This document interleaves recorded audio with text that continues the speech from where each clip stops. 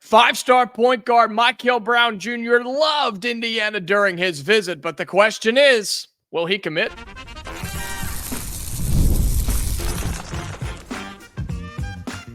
You are Locked On Hoosiers, your daily podcast on the Indiana Hoosiers. Part of the Locked On Podcast Network, your team every day.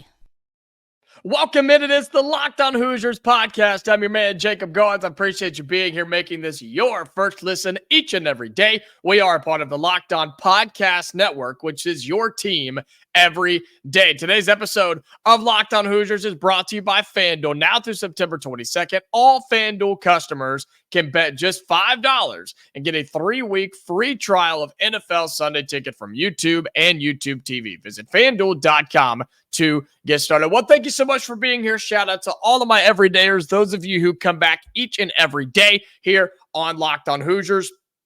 Whether that be on the audio side, whether you're watching on the video side on YouTube, thank you so much for being here. And my everydayers, you guys have been showing up like crazy, so thank you so much for all of your support. Mikel Brown Jr., elite point guard, one of the best point guards in the class of 2025, took his official visit to Indiana this weekend. He's a top 10 player in the country, second best point guard according to 247, depending on where you look, but he's a consensus top 10 player in the 2025 class. He's a 5-star, and he took his official visit to Indiana this weekend.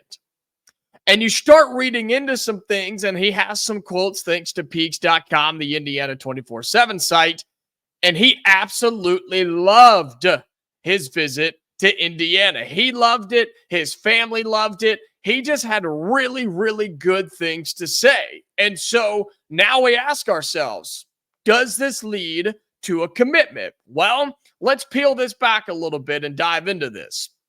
Because Mikel Brown Jr., this is a guy that, in terms of his recruitment, has been very back and forth, up and down. This has been a very, shall I say, streaky recruitment of Mikel Brown Jr. in terms of what Indiana's been able to do, right? For the Hoosiers, we've been in it, then we've been out of it. It's gone quiet, then it heats up, and it's kind of been that whole cycle here. But I think it's important for us to recognize that we've never disappeared. We've never gotten out of the arms race, if you will, when it comes to Mikel Brown Jr. We've recruited him for a long, long time. He even admits that when talking about his visit to Indiana. Indiana has been on him for years, several years now. And that sticks out to these guys. They remember that. They do. They remember when you started recruiting them. If you come on late when they're an old junior, young senior in high school, that doesn't mean they're not going to go to your program, but they will compare that to a program like Indiana, who's been on you since your freshman or sophomore year, or heck, even eighth graders at times, right? So you have to think about that, and especially with Mikel Brown, who has so many offers. He could play just about anywhere he wanted to in the country. But in terms of his Indiana visit, it was this past weekend, right? And we know we've got a big weekend coming up this weekend with Reeby, Mullins, and Sisley. With Mikel Brown Jr., he talked a lot about the family aspect of Indiana and how his family really enjoyed it. He said you can tell there's so much love here at Indiana. And, man, he started rattling off names. He started rattling off how the relationship worked and the conversations they were having. I mean, it was really nice to hear and see. And, again, he did an interview with Peaks.com. You can go check that out if you'd like. And it stood out to me because he seemed like it was very just calm. It was relaxing. It was a chill visit. A lot of sitting down, a lot of conversations about family and about the future and about his role here at Indiana. He talked about how they've told him, look, man, the basketball is going to be in your hands. You are going to be our playmaker. We want you to be the guy. And that's exactly how it would be with a top 10 point guard. Yeah, you better have the basketball in his hands. And if you watch him play, that's what he does. Sure, he can score at will. There's no doubt about that. The film shows that. but he is an elite game manager. He is an elite disher of the basketball. He's a pure point guard in 2025. And so if you're able to go down and get the 6'3" point guard out of Florida, what a win this would be for Indiana. How do I feel about it right now? I'm still up in the air, but I feel much better after his official visit. There's no doubt about that. He said his mom really loved it. And he said at the end of this thing, right, which we all know, you got to win mama over first. There ain't no doubt about that. We all know that with our own parents, right? If mom's not happy, nobody's happy. But what he said at the end was fascinating to me. He said it exceeded expectations from myself and for my family. It exceeded expectations. Now, what does that mean? We hear that statement all the time, right? All the time, whether it be recruiting or just in life in general. It doesn't mean, and a lot of people think this is the case. A lot of people think, oh, he had horrible expectations. He thought it was going to be terrible. He don't want to come here. No, not necessarily. It just means he probably had decent expectations, but hopefully he was open to seeing what it was about, and it was a lot better than he thought. And that's a good thing. That's a great thing. The history of this place impacted him. He talked about that. The love that this place has impacted him. He talked about that. The synergy that the coaching staff has impacted him, and he talked about that.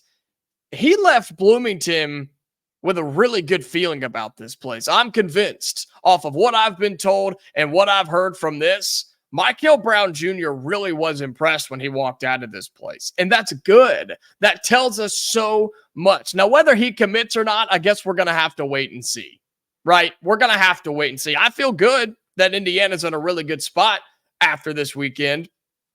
But I think if we can take one true thing away from this, it's the fact that Indiana is doing a really good job on their visits. They're doing a really, really good job of making that impact and making it worth their time and making them feel a certain way when they leave, that they're going to think about it for the next few days, for the next few weeks. If they're taking other visits or they're sitting in class or they're laying in bed at night, they're going to think about Indiana.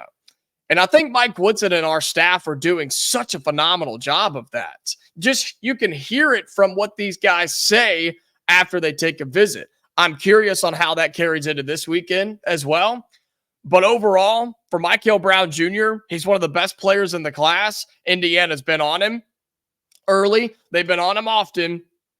And they had him on campus this weekend, and he absolutely loved it. Now the question is, will he commit to play basketball at Indiana?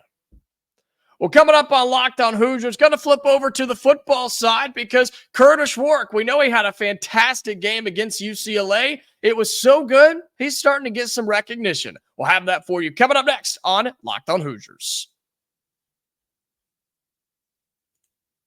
Today's episode of Locked On Hoosiers is brought to you by Roy. Hey, Hoosiers fans, have you heard about Roy? ROY. It stands for Return on You, and it's a new platform that lets you, the fans, get involved in NIL like never before by making contributions directly to your favorite athletes. By supporting players directly, you can help shape rosters, retain talent, and keep your favorite athletes out of the transfer portal. As you all know, NIL has changed the game for athletes. Roy changes the NIL game for fans. Here's why Roy is different. You can directly support the players. Roy allows fans to directly back their favorite college athletes. With Roy, fans can play a key role in shaping the future of their favorite teams, while athletes maximize their name, image, and likeness potential. And there's no risk contributions. Fans' contributions are securely held and are only distributed if the athlete makes the decision that aligns with the fan's support. If not, the money is returned to you.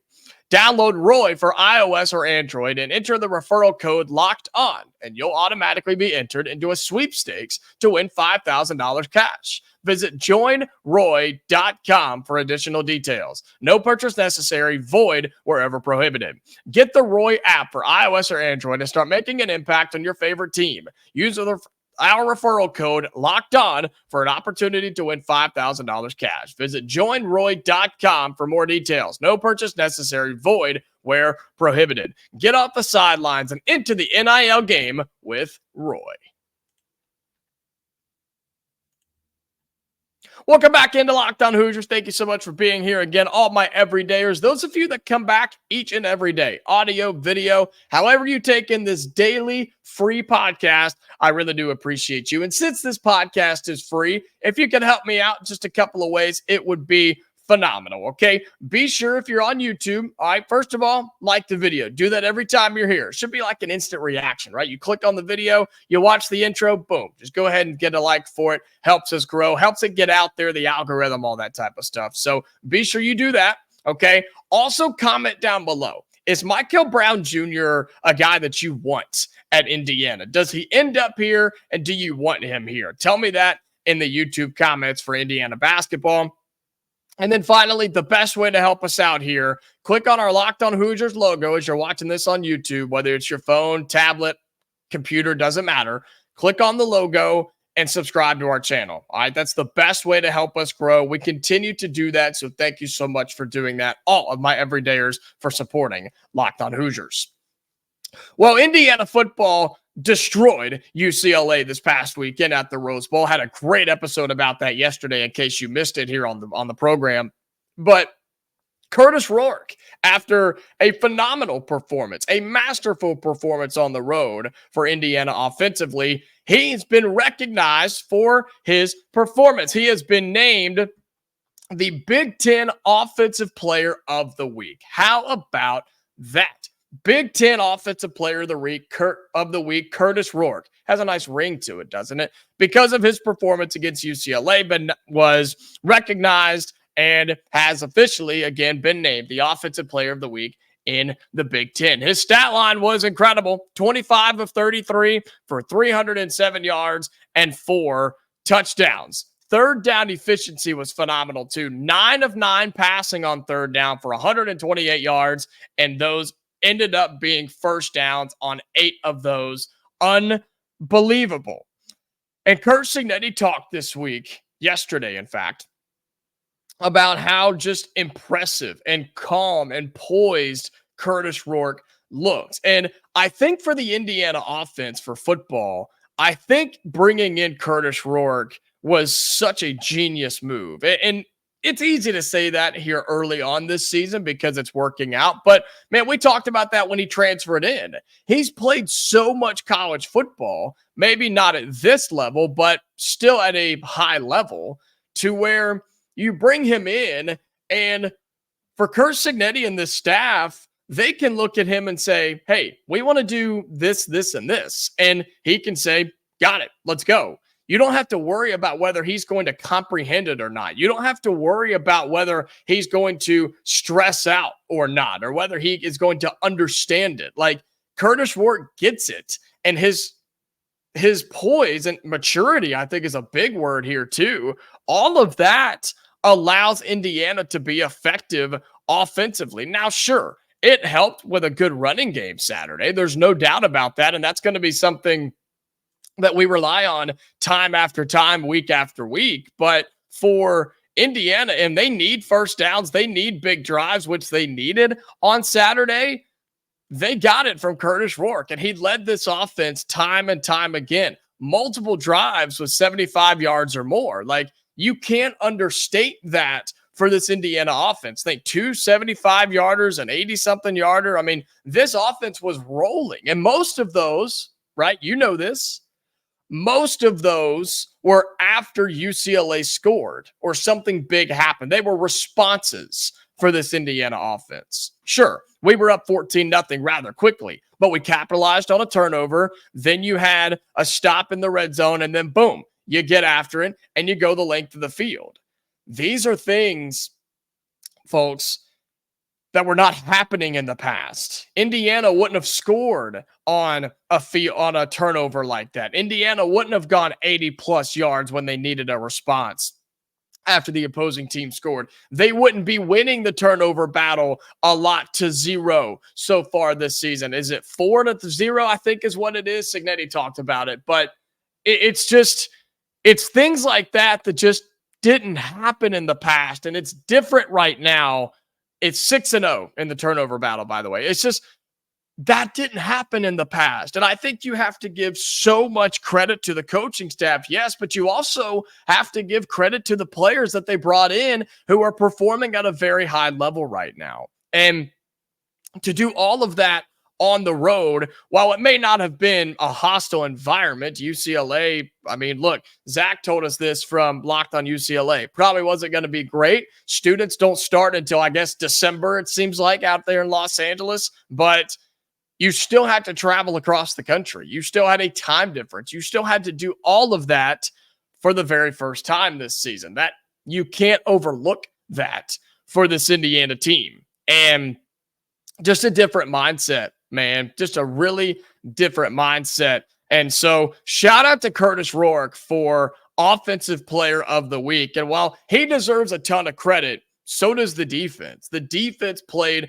really, really well. And Cignetti talks about the experience on that side of things, the experience on the defense. He talks about Kurtis Rourke, yes, but he talks about the defense and just how much veterans they have back there and how many dudes are in there. He said it's kind of, quote from Cignetti, it's kind of like playing with a veteran quarterback on offense when talking about the linebackers. He said both of those guys, Aidan Fisher, Jalen Walker, know the defense. There's new things that go in every week. The defense morphs year in and year out, but they have a lot of snaps in the defense, so they understand it. And Aidan wears the green dot on defense, and they're used to playing with each other. He goes on to say, but regardless whether you're used to playing with each other or not, they have specific jobs to do every single play, depending on formation and what happens after the ball is snapped, but there definitely is a familiarity with each other. And want to go to that green dot thing for a second.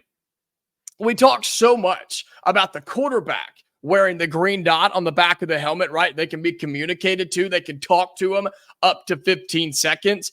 And we talk all the time about the quarterbacks wearing it, but I've actually had a chance to talk to a few college linebackers who wear the green dot, and so many of them really enjoy it. I mean, that is the marker that says I'm the leader of the defense. Same thing for the offense. It's the same way on the defense because they're talking to the linebacker in his headset, telling them what the offense is doing, how they're set up, and how the defense needs to move around. It then is Jalen Walker's job, or excuse me, Aidan's job to tell everybody, hey, this is what they're doing. This is what we need to do. You go here, I go here. All right, let's go.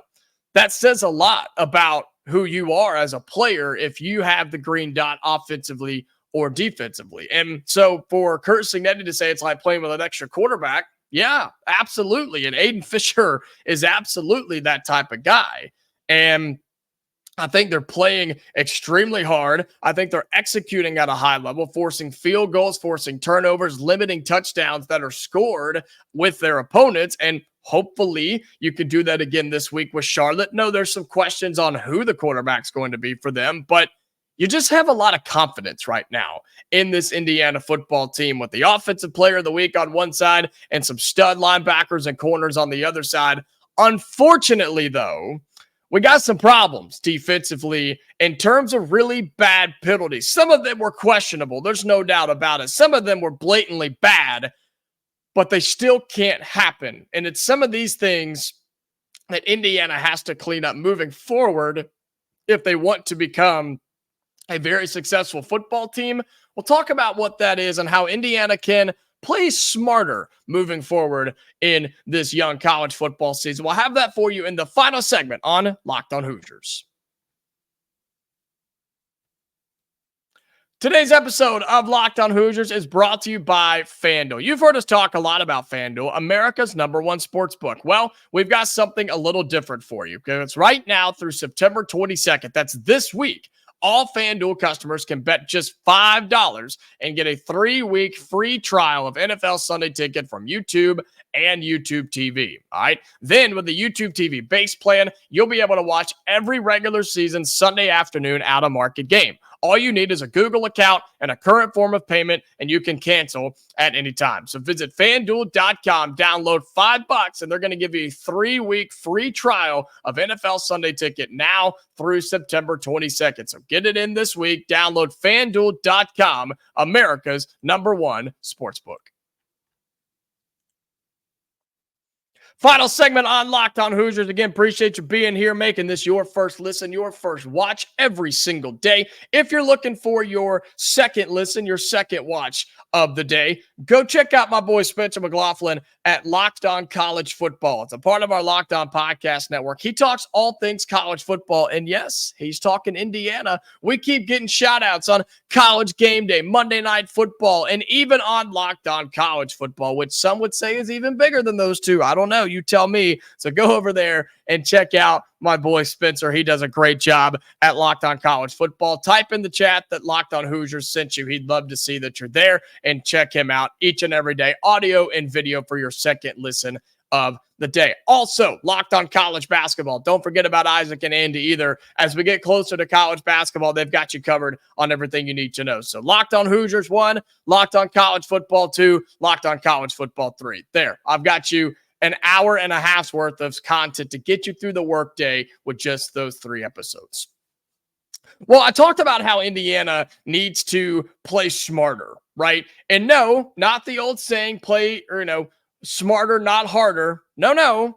Or harder, not smarter. Nope, not that either. Just play smarter football. We know that Indiana has a couple of guys that were ejected on Saturday for questionable hits, questionable calls. Were they flirting with targeting or unnecessary roughness and all the crap language that they used? Yes, they were. They were flirting with it, absolutely. But did we really earn ejections for multiple players in this game? I don't know about all that. I just don't know.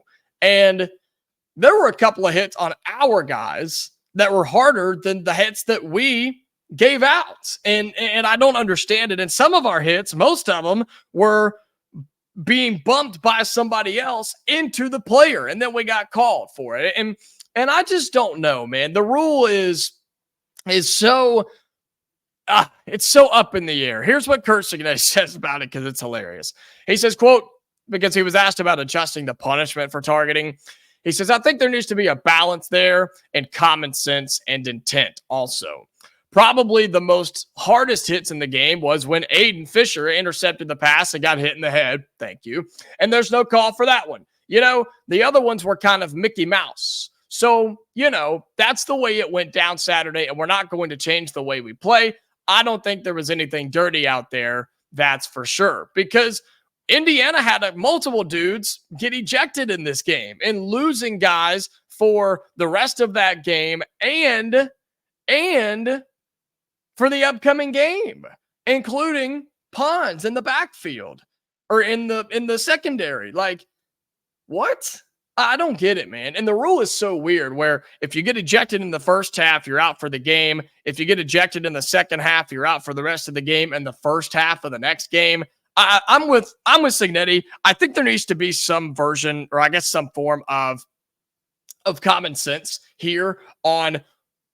Let's look at intent. Let's look at, did they mean to actually try to hurt the guy, or was it just an awkward play? I think that has a lot to do with it. And I don't think it was fair. I think the officials were inserting themselves into the game, and that happens more times than not, unfortunately, in college football. But you've got to find a way to clean those things up. Like, you have to clean those up, regardless of whether you agree with the call on the field or not. Like, those are plays. When you start getting linebackers and corners ejected for targeting and unnecessary roughness, and again, whatever they ended up calling it, you've got to get out of your own way, because against teams like Maryland or Michigan or Ohio State or whoever, like, you can't afford to A, not have a guy for a half or a game, but B, you just can't afford to have anybody hurt either, because those plays usually lead to injury. That's why the penalties exist. That's why the punishment is so harsh. we've just got to find a way on middle ground here, I feel like. And I think Cignetti and the guys are going to clean this up. I really, really do. I think they'll find a way to be like, look, guys, you've got to clean this. You cannot play this way. And I don't think he's going to get on them and say they were playing dirty. You just got to play a little smarter. And sure, against Charlotte, I hope we're okay. I hope that we don't have to stress about beating them because we're going to be without some guys in the first half. But that doesn't always mean that, right? Cignetti talks about their number one receiver is really, really good. We have no idea who's playing quarterback for them on Saturday. So those are things it's an unneeded stress, really, is what it comes down to for this coaching staff, for the fans, for us. And so got to play smarter, got to clean those up. Hopefully doesn't come back to bite us this weekend against Charlotte.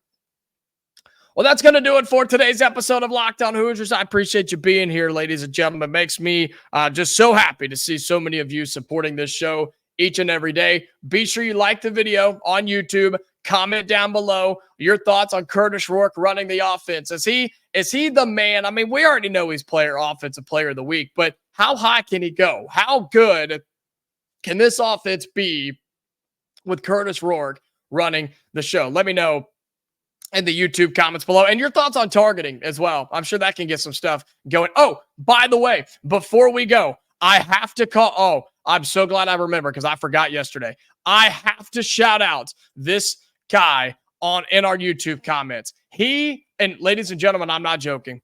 He correctly predicted the final score on Friday, our UCLA preview on Friday. He correctly predicted the final score. All right, his name on YouTube is BG Plans 93. All right, BG Plan Z 93. This is from 3 days ago. This was on Friday. His comment says, won't even be close, 42-13. How about that? How about that? Shout out to you, brother. That was fantastic. Everybody was going crazy in the YouTube comments. It was going unbelievable because he correctly predicted it. It was unbelievable to see. He did a fantastic job.